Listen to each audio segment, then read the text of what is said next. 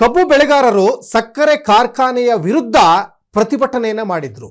ವಿನೂತನವಾದಂತಹ ಪ್ರತಿಭಟನೆ ಮಾಡಿದ್ರು.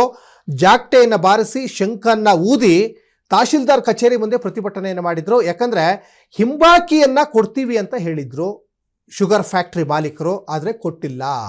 ಅದರಲ್ಲಿ ಬಹಳ ಮುಖ್ಯವಾಗಿ ನೋಡಿ, ಹೇಮಗಿರಿ ಶುಗರ್ ಕಾರ್ಖಾನೆ ವಿರುದ್ಧ ಈಗ ರೈತರು ಗರ್ಜನೆ ಮಾಡಿದ್ದಾರೆ. ಬಾಕಿ ಹಣ ಯಾಕೆ ಕೊಟ್ಟಿಲ್ಲ ಅಂತ ತಹಶೀಲ್ದಾರ್ ಕಚೇರಿ ಮುಂದೆ ಜಾಗಟೆ ಬಾರಿಸಿ ಇವತ್ತು ಶಂಖ ಊದಿ ಪ್ರತಿಭಟನೆ ಮಾಡ್ತಾ ಇದ್ದಾರೆ. ಅಂದ್ರೆ KR ತಾಲೂಕು ಕಚೇರಿ ಮುಂದೆ ರೈತರ ಪ್ರತಿಭಟನೆ ನಿಜಕ್ಕೂ ತಹಶೀಲ್ದಾರ್ಗಳು, ಸಂಬಂಧಪಟ್ಟಂತ ಅಧಿಕಾರಿಗಳು ಎಚ್ಚೆತ್ಕೊಳ್ಬೇಕಾಗ್ತದೆ. ಯಾಕಂದ್ರೆ ಈ ಹಿಂದೆ ಅವ್ರಿಗೆ ಮಾತು ಕೊಟ್ಟಿರ್ತಾರಲ್ವಾ, ಬಾಕಿ ಹಣ ಕೊಡ್ತೀವಿ ಅಂತ. ಬಾಕಿ ಕಬ್ಬಿನ ಹಣಕ್ಕಾಗಿ ರೈತರು ವಿನೂತನವಾದಂಥ ಪ್ರತಿಭಟನೆಯನ್ನೇ ಮಾಡ್ತಾ ಇದ್ದಾರೆ. ಆದರೂ ಕೂಡ ರೈತರ ಈ ನೋವಿಗೆ ಸ್ಪಂದನೆ ಸಿಗ್ತಾ ಇಲ್ಲ. ಬಾಕಿ ಹಣ ಕೊಡದ ಕಾರ್ಖಾನೆ ವಿರುದ್ಧ ಈಗ ರೈತರು ಸಿಡಿದೆದ್ದಿದ್ದಾರೆ. ಇವತ್ತು ಶುಗರ್ ಫ್ಯಾಕ್ಟ್ರಿಗಳು ಆಲ್ಮೋಸ್ಟ್ ರಾಜಕಾರಣಿಗಳ ಹೆಸರಲ್ಲೇ ಇದೆ, ಗೊತ್ತಿರುವಂಥ ವಿಚಾರನೆ. ಹಾಗಾಗಿ ರಾಜಕಾರಣಿಗಳು ಈ ವಿಚಾರದಲ್ಲಿ ಮಾತಾಡಲ್ಲ. ಬಾಕಿ ಹಣ ಕೊಡಬೇಕು ಅಥವಾ ಬೆಂಬಲ ಬೆಲೆ ಕೊಡಿ ಅಂತ ಹೇಳಿದಂಥ ಸಂದರ್ಭದಲ್ಲಿ ರಾಜಕಾರಣಿಗಳು ಮಾತಾಡಲ್ಲ. ಇವತ್ತು ಜಾರಕಿಹೊಳಿ ಬ್ರದರ್ಸ್ ಹೆಸರಲ್ಲಿ ಸಾಕಷ್ಟು ಶುಗರ್ ಫ್ಯಾಕ್ಟ್ರಿಗಳಿದ್ದಾವೆ. ಬಸನಗೌಡ ಪಾಟೀಲ್ ಯತ್ನಾಳ್ ಹೆಸರಲ್ಲಿ ಶುಗರ್ ಫ್ಯಾಕ್ಟ್ರಿ ಇದೆ. ಈಗ ಈ ಶುಗರ್ ಕಾರ್ಖಾನೆಗಳು ಈ ಪ್ರತಿಭಟನೆ ಯಾರ ವಿರುದ್ಧವಾಗಿ ಆಗ್ತಾ ಇದೆ ಅಂದರೆ, ಒಂದು ಕಡೆ ನೋಡಿ, ರೈತರಿಗೆ ಸರಿಯಾದಂಥ ಮಳೆ ಬರಬೇಕು. ಮಳೆ ಬಂದರೆ ಬೆಳೆ ಬೆಳಿಲಿಕ್ಕಾಗ್ತದೆ. ಮಳೆ ಜೋರಾಗಿ ಬಂದರೂ ಕಷ್ಟ, ಕಬ್ಬು ಬೆಳೆದಿದ್ದೆಲ್ಲ ಕೊಳೆತು ಹೋಗ್ಬಿಡ್ತದೆ. ಮಳೆ ಕಮ್ಮಿ ಬಂದರೂ ಕಷ್ಟ, ಕಬ್ಬು ಎಲ್ಲ ಒಣಗಿ ಹೋಗ್ಬಿಡ್ತದೆ. ಹಾಗಾಗಿ ಸಮನಾಗಿರುವಂಥ ವಾತಾವರಣ ಬೇಕು. ಈ ಕಡೆ ಜಾಸ್ತಿ ಮಳೆನೂ ಬರಬಾರ್ದು, ಜಾಸ್ತಿ ಬಿಸಿಲು ಬರಬಾರ್ದು. ನೋಡಿ ಎಂಥ ವಿಷಮ ಪರಿಸ್ಥಿತಿಯಲ್ಲಿ ರೈತ ಇರ್ತಾನಂದ್ರೆ ಹಗಲಿಡೀ ದುಡಿತಾನೆ, ಬೆವರು ಸುರಿಸ್ತಾನೆ. ತಾವು ದುಡ್ದಂತಹ, ತಾವು ಬೆಳೆದಂತಹ ಬೆಳೆಗೆ ಸರಿಯಾದಂಥ ಬೆಲೆ ಸಿಗ್ತಾ ಇಲ್ಲ. ಅದರಲ್ಲೂ ಕೂಡ ನೋಡಿ, ಕೆಲಸ ಮಾಡಿದ್ದೀವಿ ಸ್ವಾಮಿ, ಕೂಲಿ ಕೊಡಿ ಅಂತ ಕೇಳ್ತಾ ಇದ್ದಾರೆ. ಈ ಹಿಂದೆ ಕಳೆದ ವರ್ಷ ಒಂದು ಟನ್ ಕಬ್ಬಿಗೆ 50 ರೂಪಾಯಿ ಕೊಡ್ತೀವಿ ಅಂತ ಸರ್ಕಾರ ಹೇಳಿತ್ತು, ಆದರೆ ಬಂದಿಲ್ಲ. ಹಾಗಾಗಿ ಕಾರ್ಖಾನೆ ಮಾಲೀಕರಿಗೆ ಹಣ ಕೊಡಲಿ ಅಂತ ಈಗ ಚಾಟಿ ಬೀಸ್ತಾ ಇದ್ದಾರೆ. ಈ ಹಿಂದೆ ಕೋರಮಂಡಲ್ ಶುಗರ್ಸ್ ಲಿಮಿಟೆಡ್ ಅಂತ ಇದ್ದಿದ್ದು, ಈಗ ಅದು ಹೇಮಗಿರಿ ಶುಗರ್ಸ್ ಕಂಪನಿ ಆಗಿದೆ. ಮಲ್ಲಪ್ಪ, ರಚ್ಚಪ್ಪ, ದೇಸಾಯಿ, ಶ್ರೀನಿವಾಸನ್, ಮಹಾಲಿಂಗಂ, ಕೊಂಗನಾಪುರಂ ರಾಮಸ್ವಾಮಿ ಅಂತ ಈ ಕಂಪನಿ, ಈ ಒಂದು ಶುಗರ್ ಫ್ಯಾಕ್ಟ್ರಿ ಮಾಲೀಕರು ಇವರು. ದಯಮಾಡಿ ಸ್ವಲ್ಪ ರೈತರ ಕಡೆ ಒಲವನ್ನು ತೋರಿಸಿ, ಬೇರೆ ಬೇರೆ ಪ್ರೊಟೆಸ್ಟ್ಗಳನ್ನೆಲ್ಲ ಮಾಡ್ತಾ ಇರ್ತಾರೆ ವಿವಿಧ ಸಂಘಟನೆಯವರು.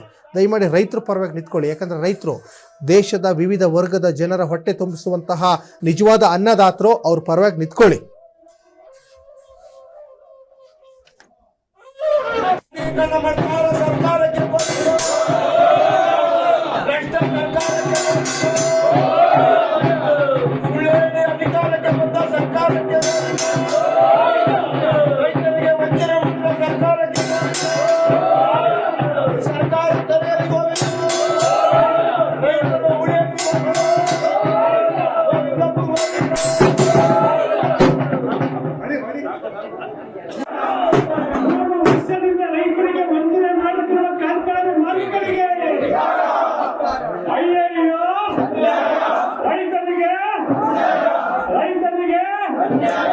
ಕಾರ್ಖಾನೆ ಆಡಳಿತ ಮಂಡಳಿಗೆ, ರೈತರಿಗೆ ವಂಚನೆ ಮಾಡಿಕೊಳ್ಳುವ ಕಾರ್ಖಾನೆ ಮಾಲೀಕರಿಗೆ ಯಾತಕ್ಕಾಗಿ ಹೋರಾಟ?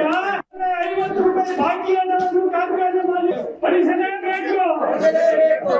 ಕರ್ನಾಟಕ ರೈತ ಸಂಘಕ್ಕೆ, ಹೋರಾಟಗಾರರಿಗೆ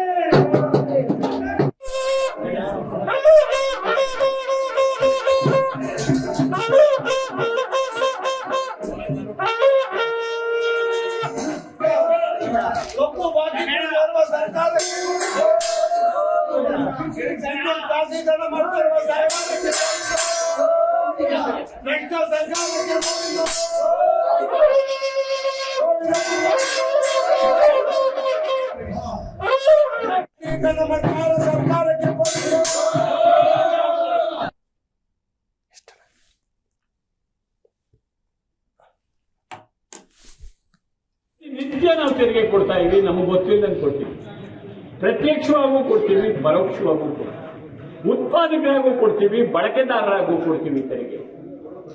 ಈ ಎಲ್ಲ ತೆರಿಗೆ ದುಡ್ಡನ್ನ ಅಲ್ಲಿ ನಮ್ಮ ಹತ್ರ ಓಟ್ ಹಾಕ್ಸ್ಕೊಂಡು ಹೋಗಲ್ಲ, ಅವರು ಹಂಚ್ತಾ ಅವರೆಲ್ಲ.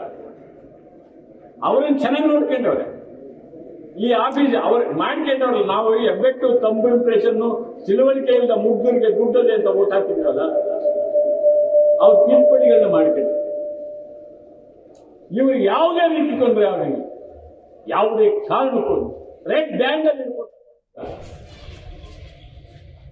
ಒಂದು ಲೋಡ್ ಅಕ್ಕಿ ಗವಿಮಠ ವಸತಿ ಶಾಲೆಗೆ ಹೋಗ್ಬೇಕಾದದ್ದು ಬೋರ್ಲಿಗೇಗೌಡರ ಚಂದ್ರಶೇಖರ್ ರೈಸ್ ಮಿಲ್ಗೆ ಹೋಗಿತ್ತು, ಗವಿಮಠದ ಮೊರಾರ್ಜಿ ಸ್ಕೂಲ್ಗೆ ಹೋಗ್ಬೇಕಾದ ಅದನ್ನ ರೆಡ್ ಬ್ಯಾಂಡ್ ರೈಸ್ ಮಿಲ್ ಅಲ್ಲಿ ಇಟ್ಕೊಟ್ಟ 61 ಕ್ವಿಂಟಾಲ್ ಗೋಧಿ 48 ಕ್ವಿಂಟಾಲ್ ಅಕ್ಕಿ ಮುಚ್ಚಿಬಿಟ್ಟು.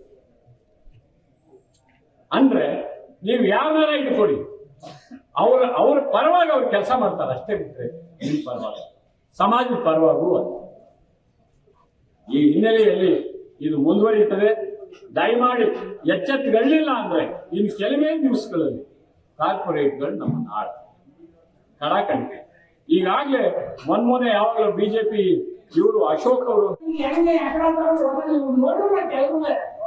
ನೀವೆಲ್ಲರೂ ಹಂಗೆ ಎక్కడ ತಗೊಂಡ್ರೆ ಈ ತಾಲೂಕು ರೆಡಿ ಮಾಡಕ್ಕಾಗಲ್ಲ. ಚಪ್ಪಲಿ ಬೀಳ್ಬೇಕಾಗ್ತದೆ, ದುಡ್ಡು ಯಾವತ್ತು ಕೇಳ್ತಾರೆ ಚಪ್ಪಲಿ ಏನು ಆಗಲ್ರಿ, ಅವ್ನ್ ಏನು ಮಾಡಕ್ಕಾಗಲ್ಲ. ಈಗ ಅವ್ನೇನ್ ಮನ ಕೊಟ್ಟೆ ನಾವು ರೈತರು ಹಿಡ್ಕೊಡೋದ್ರ ಏನು ಮಾಡಕ್ಕಾಗಲ್ಲ. ನೀವು ಚಪ್ಪಲಿ ಕೈ ತಗೊಳ್ಳಿ, ಎಲ್ಲ ರಿಪೇರಿ ಆಯ್ತು. ದಯಮಾಡಿ ತಹಸೀಲ್ದಾರ್ ಬಂದು ತಗೋಬೇಕು, ಪೊಲೀಸ್ನವರು ರಕ್ಷಣಾ ಇಲಾಖೆ ತಹಸೀಲ್ದಾರ್ ಕರೀಲಿ. ಯಾರು ಬಂದದ್ದು ಸರ್ಕಾರದ ಇಲ್ಲ.